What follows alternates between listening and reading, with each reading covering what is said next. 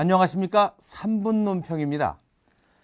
옛말에 잘 되면 내 탓, 못 되면 조상 탓이라고 했습니다. 일이 잘 되면 내 탓이고 잘못되면 모두 남의 탓으로 돌리는 것이 일반적인 우리네 사람들의 행태입니다. 이런 현상은 동서고금을 통해서도 비슷하게 나타납니다. 그런데 우리나라에서 좀 더 심한 것 같습니다. 특히 정치권에서 그렇습니다. 각종 선거를 통해 드러난 민심의 결과를 두고 정치권은 제 탓하며 책임지는 이가 없습니다. 아전인수식 자기 합리화만 하고 심지어 남의 탓으로 책임을 전가합니다. 한미 FTA 국회 비준을 둘러싼 논란에도 모두 내 탓만이 있습니다. 최근 여야 정치권이 쇄신 작업에 들어갔지만 모두가 남의 탓만 하고 있습니다.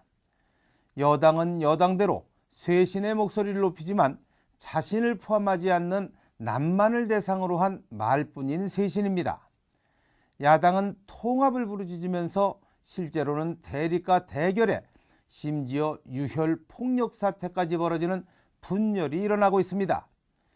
여기에 우리 서해상에서 불법 조업하던 중국 어선을 단속하던 우리 해경이 숨지는 사건이 일어났는데도 여야 정치권에서는 지금까지 중국 정부를 향해 한마디 항의의 말도 하지 못하고 있습니다.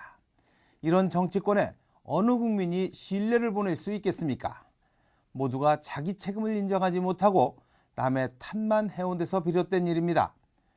정치권이 이러다 보니 사회 곳곳에서 불신이 팽배하고 남의 탓만 하며 책임을 다하지 않고 있습니다. 모두가 그렇지는 않지만 기업들도 기업 윤리를 다하지 못하고 책임을 정치권과 사회에 돌리고 있습니다. 경제가 어려워지는 것도 정치 탓이고 세상이 각박해지는 것도 정치 탓이 되고 있습니다. 하물며 페어플레이 정신이 살아있어야 할 스포츠 세계에서조차 내 탓은 없고 남의 탓만 하며 책임을 피하려 하고 있습니다.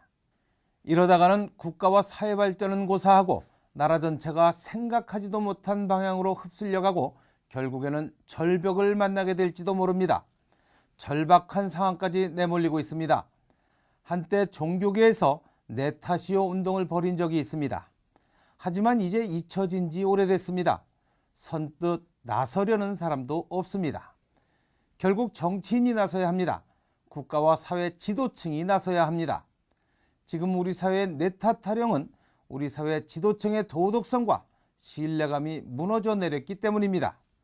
정치 지도자와 사회 지도층부터 변해야 합니다. 다시 국민들의 신뢰를 찾는 일이 무엇보다도 다른 일에 앞서야 할 것입니다. 스스로 신뢰를 찾는 일에 나서지 않으면 내년 총선과 대선에서 시민들은 시민의 힘으로 신뢰가 있는 지도자를 찾아낼 것입니다. 시민들은 언제나 현명했고 판단은 언제나 엄중했고 냉철했으며 준엄했다는 것을 결코 잊어서는 안 될 것입니다. 3분 논평이었습니다. 고맙습니다.